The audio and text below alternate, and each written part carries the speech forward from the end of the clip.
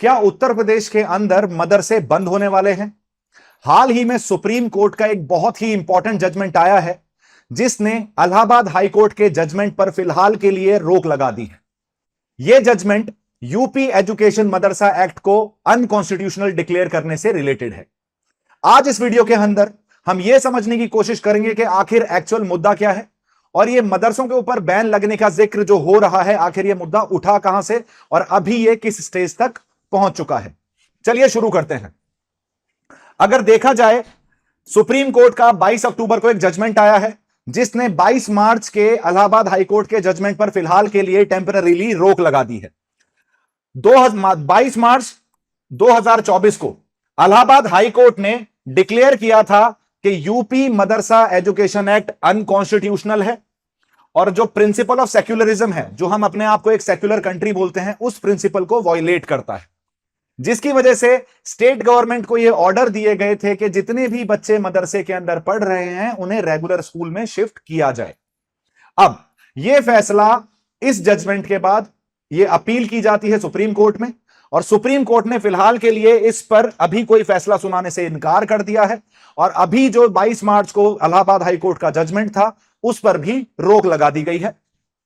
मुद्दा कुछ इस तरीके से है कि सुप्रीम कोर्ट ने अपना डिसीजन रिजर्व किया है फिलहाल के लिए कि इमीडिएटली वो इस चीज पे फैसला नहीं देना चाहते हैं और जो इलाहाबाद हाई कोर्ट का जजमेंट है उस पर थोड़े टाइम के लिए रोक लगाई जाए।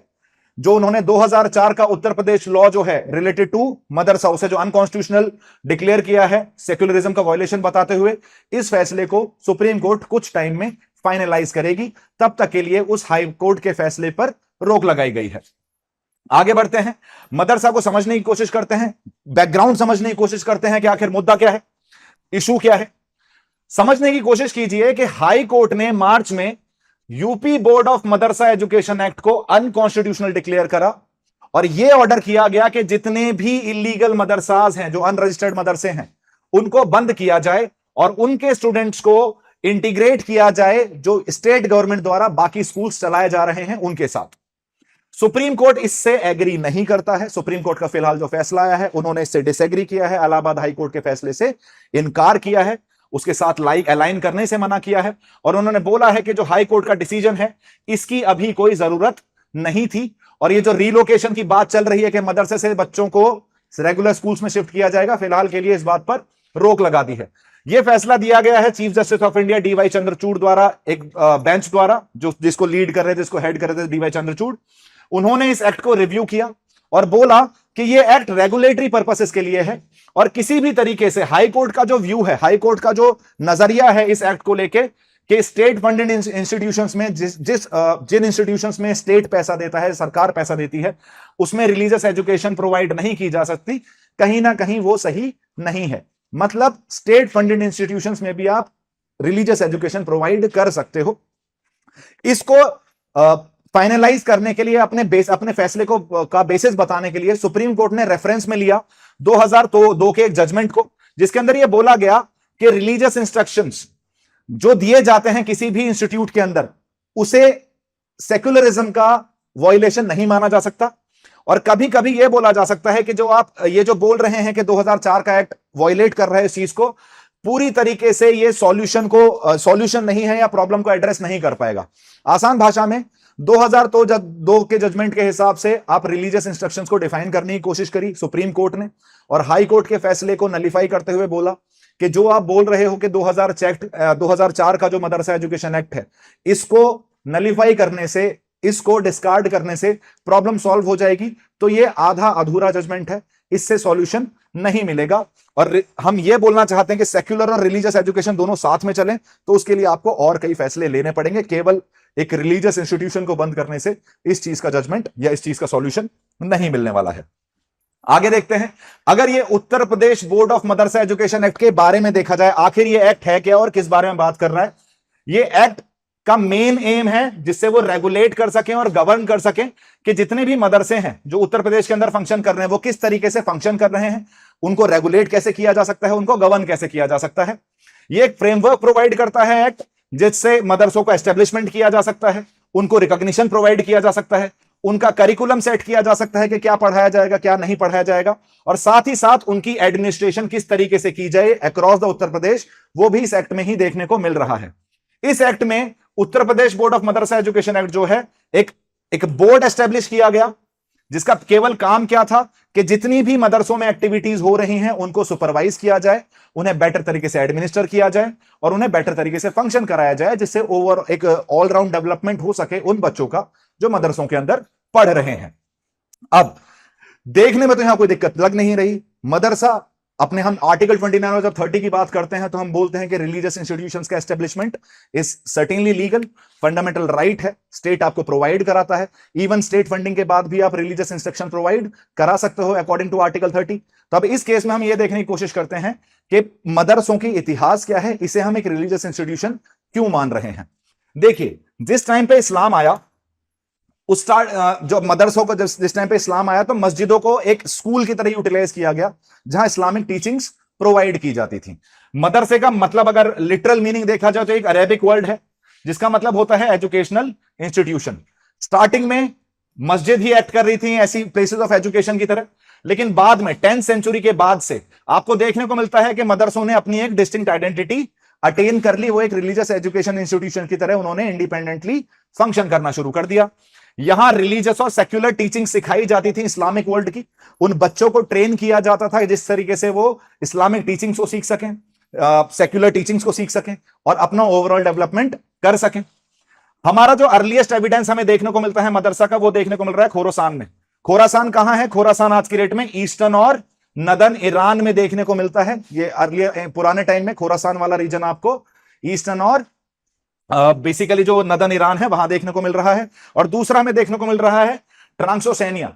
ये दिस वाज द रीजन जो आपको सेंट्रल एशिया में देखने को मिलता था, बेसिकली सदर्न सेंट्रल एशिया, जिसमें आपको अफगानिस्तान वाला रीजन भी आता हुआ दिख जाता है। तो सबसे पहले मैंने क्या बोला, मदरसे की तरह जो रिलीजियस एजुकेशन के लिए पहले मस्जिद ही एक्ट कर रही थी, इवेंचुअली मदरसों की एक डिस्टिंक्ट आइडेंटिटी बनती हुई दिखती है। अर्लीस्ट एविडेंस हमें ईरान और सेंट्रल एशिया से आते हुए दिख रहे हैं। जितना जो बड़े बड़े मदरसे हैं उनके पास हॉस्टल फैसिलिटीज भी हुआ करती थी कि बच्चे वहीं आके रहते थे, वहीं पढ़ते थे, वहीं खाते थे। मतलब बेसिकली हॉस्टल फैसिलिटीज के साथ आपको एक बोर्डिंग पर्सपेक्टिव भी प्रोवाइड किया जाता था मदरसों के अंदर, स्पेशली उन बच्चों के लिए जो गरीब परिवार से आ रहे हैं और जिनके मां बाप खुद से उनकी एजुकेशन को फंड नहीं कर सकते। आगे देखने को मिलता है कि अब ये मदरसा जो स्पॉटलाइट में आया, आखिर डिबेट क्या है। उत्तर प्रदेश में थोड़ी सी मदरसों की कहानी देखते हैं कि मदरसे किस तरह कितने एग्जिस्ट करते हैं, कितने रिकॉग्नाइज्ड हैं। उत्तर प्रदेश के अंदर टोटल 25,000 मदरसे हैं, जिसमें से 16,500 को रिकॉग्नाइज किया गया है इस एजुकेशन एक्ट के अंदर। ये जो बोर्ड है यूपी मदरसा एजुकेशन बोर्ड, जो 2004 के एक्ट के थ्रू बनाया गया है, इसने 25,000 में से 16,500 को रिकॉग्नाइज किया है। लेकिन गौर करने वाली बात यह है केवल 560 मदरसों को ही स्टेट द्वारा फंडिंग प्रोवाइड की जाती है, जिसकी वजह से काफी हद तक आपको सैलरी और पेमेंट के इश्यूज भी देखने को मिलते हैं फॉर द टीचर्स जो मदरसे के अंदर फंक्शन कर रहे हैं।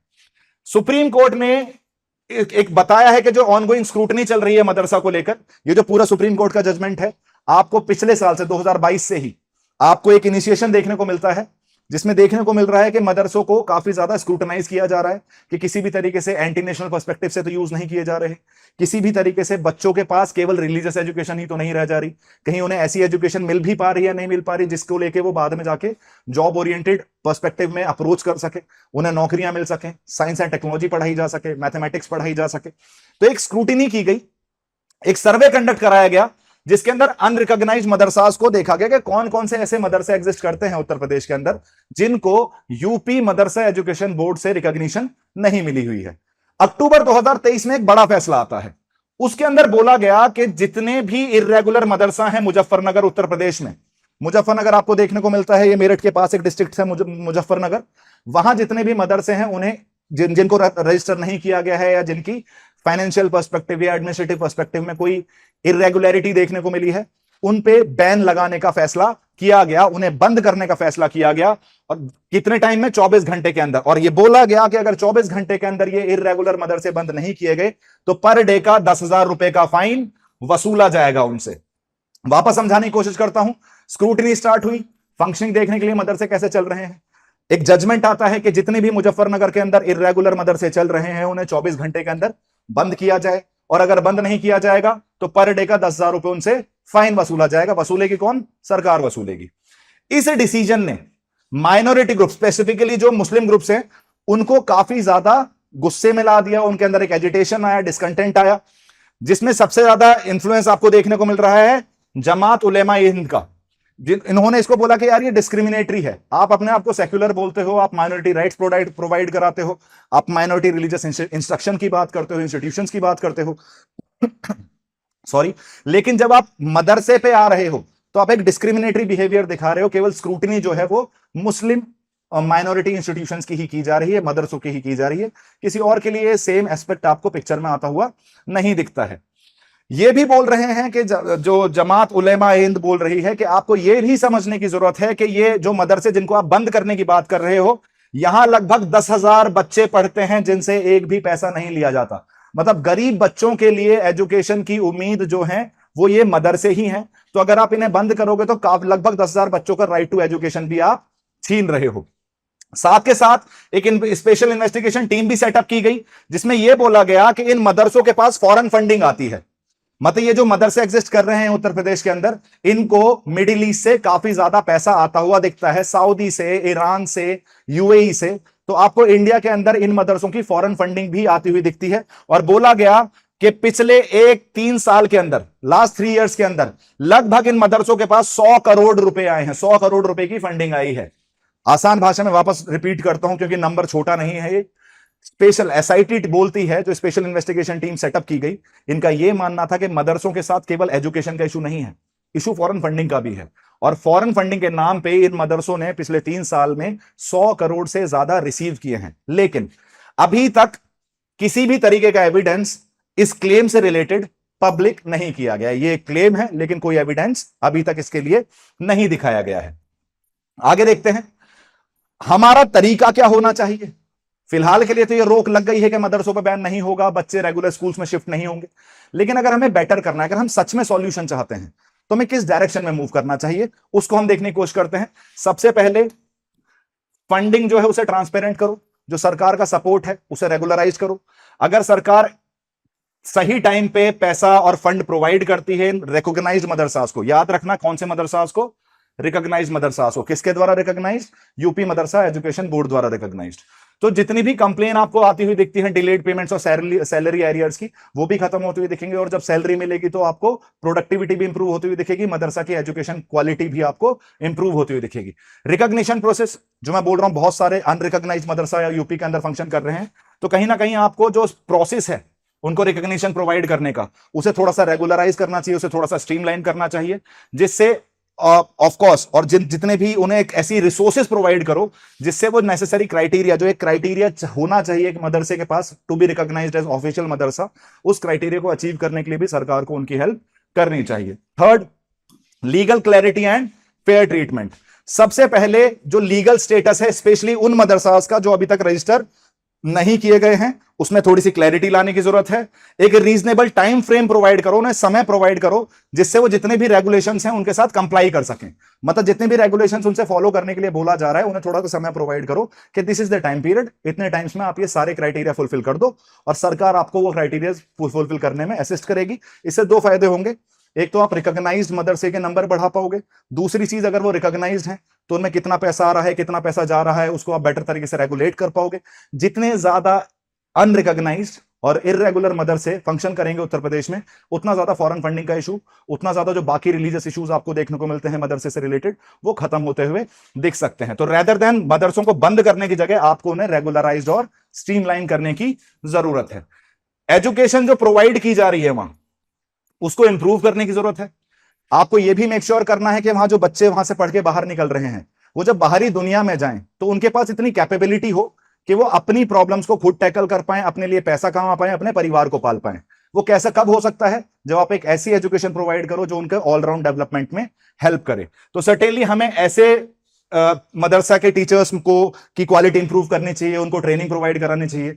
रिसेंटली योगी सरकार का एक ऑर्डर भी आया था कि आपको टीजीटी, मतलब जो यूपी टेट होता है, वो क्लियर करना जरूरी है। टीचिंग एलिजिबिलिटी टेस्ट जो है उत्तर प्रदेश में टीचर की रिक्रूटमेंट के लिए, मदरसे में रिक्रूटमेंट के लिए भी आपको टीजीटी पीजीटी होना पड़ेगा, अदरवाइज आप मदरसे में नहीं पढ़ा सकते। This was a good initiative, जिससे हम वेल राउंडेड एजुकेशन प्रोवाइड कर सकते हैं। कहां? मदरसों के अंदर भी। जितने भी फंडिंग क्लेम्स आ रहे हैं, जो बोला जा रहा है कि इरेगुलराइज फंडिंग मदरसों के पास आ रही है, उसमें आपको कहीं ना कहीं ट्रांसपेरेंट इन्वेस्टिगेशन कंडक्ट कराने की जरूरत है, जिससे ये फॉरेन फंडिंग के जो क्लेम्स हैं मदरसा के ऊपर, इन्हें पब्लिक में लाया जा सके, जिससे जो प्रोसेस फॉलो किया जा रहा है by the Uttar Pradesh government और बाय आवर जुडिशरी, इस पे थोड़ा सा भरोसा बढ़े। आप कह रहे हो कि 100 करोड़ की फॉरेन फंडिंग आई है, लेकिन अगर आप उसे पब्लिक नहीं करोगे तो ये एक प्रोपेगेंडा और एजेंडा की तरह दिखेगा। तो सबसे पहला पर्सपेक्टिव है, अगर फॉरेन फंडिंग आ रही है तो उस क्लेम को पब्लिक के सामने रखो, बताओ कहां कहां से आ रही है और कितने अमाउंट से आ रही है और कब से आ रही है। तो सर्टेनली उससे आपका जो पब्लिक का ट्रस्ट है वो सरकार के ऊपर बढ़ता हुआ दिखेगा। और दूसरी चीज, हम तो पॉपुलर सोवरेनिटी हैं, चलते ही लोगों के ऊपर हैं, we the people, by the people, for the people, right. हमारी शुरुआत ही प्रीएम्बल की कैसी हुई? We the people. तो लोगों का ट्रस्ट गेन करना बहुत जरूरी है। आप जो भी करना चाह रहे हो सकता है आपका इंटेंशन अच्छा हो, लेकिन लोगों को बिना इन्वॉल्व करे आप उस काम को आगे नहीं बढ़ा सकते। इंक्लूसिव एजुकेशन पॉलिसी होनी चाहिए, एक ऐसी पॉलिसी, एजुकेशन पॉलिसी होनी चाहिए जिसमें मदरसा को भी रिकॉग्नाइज किया जाए, और कहीं ना कहीं उनको यह भी मेक श्योर करना चाहिए कि मदरसों को किस तरीके से मेन स्ट्रीम एजुकेशन सिस्टम के साथ आप इंटीग्रेट कर पा रहे हो। ऐसा नहीं होना चाहिए कि मदरसे से कोई पास होके आए, उसको मेन स्ट्रीम एजुकेशन और यूनिवर्सिटीज और कॉलेजेस में एडमिशन ही नहीं मिल रहा। क्यों नहीं मिल रहा? क्योंकि वो एक स्कूल से नहीं है। तो आपको यह भी समझने की जरूरत है कि सबसे पहले तो आप एक इंक्लूसिव एजुकेशन पॉलिसी बनाओ, जिससे मदरसों को मेन स्ट्रीम एजुकेशन सिस्टम के साथ ज्वाइन कर सको, उन बच्चों को भी अपॉर्चुनिटी प्रोवाइड करा सको जो मदरसे एजुकेशन ले रहे हैं, जो मदरसों के अंदर पढ़ रहे हैं। अगर इन सब स्टेप को आप लेते हो तो आप बेटर तरीके से इस प्रॉब्लम को रिजॉल्व कर पाओगे। एक नी जर्क रिएक्शन के सारे मदरसे बंद कर देंगे तो उसमें एक हाई चांसेस है कि आपको एक बेसिकली रिएक्शन होता हुआ दिखे उसका, और वो रिएक्शन सोसाइटी में केओस भी क्रिएट कर सकता है। और जब केओस क्रिएट होगा तो जो मेन स्ट्रीम डेवलपमेंटल प्रोसेस हैं, जो ह्यूमैनिटेरियन एड प्रोसेस हैं, जो वेलफेयर मेजर्स हैं, उससे ध्यान हटा के आप केवल उस केओस को ही सुलझाने में रह जाओगे। तो हमें यह भी देखना है कि जब हम कोई एक्शन लेते हैं किसी गलत चीज के अगेंस्ट, तो वो इस तरीके से लिया जाए कि उसका ग्रेजुअल इंप्रूवमेंट होता हुआ मिले। अगर आप नी जर्क रिएक्शन दोगे तो every action has equal and opposite reaction. तो सरकार को यह समझने की जरूरत है कि अपने सिटीजन्स को अच्छे से ट्रीट करे, और ये मेक श्योर करे कि जो उनके रिलीजियस राइट्स हैं उनको समझाए कि किस तरीके से मदरसे में एक ऑलराउंड एजुकेशन सिस्टम लाना उन्हीं के लिए बेहतर है, उन बच्चों के लिए बेहतर है जो मदरसों के अंदर पढ़ रहे हैं। इस सारी इंफॉर्मेशन को ध्यान में रखते हुए आपके सामने एक सवाल है, इसे अटेम्प्ट करने की कोशिश करना। Critically analyse the recent scrutiny of मदरसाज in Uttar Pradesh, focusing on the implications of government actions regarding recognition, funding and educational standards. What measures could be taken to address the concerns surrounding madrasas while ensuring equitable access to quality education for all communities? 250 words में आपको ये answer attempt करना है। एक dynamic question है, there are high chances के किसी ना किसी तरीके से यूपीएससी आपसे इसमें सवाल पूछ ले, और even if you are not UPSC aspirant, तब भी आपके लिए ये इन्फॉर्म्ड सिटीजन की तरह पता रहना जरूरी है कि आपके देश में क्या चल रहा है। Even if you are not appearing for an exam, लेकिन आपको अपने देश के बारे में, अपनी सोसाइटी के बारे में पता रखना बहुत बहुत जरूरी है, जिससे आप एक अच्छे सिटीजन बन सके। This was all from my and. Join our YouTube channel, subscribe to our YouTube channel for such informative videos. Thank you so much guys and have a good day.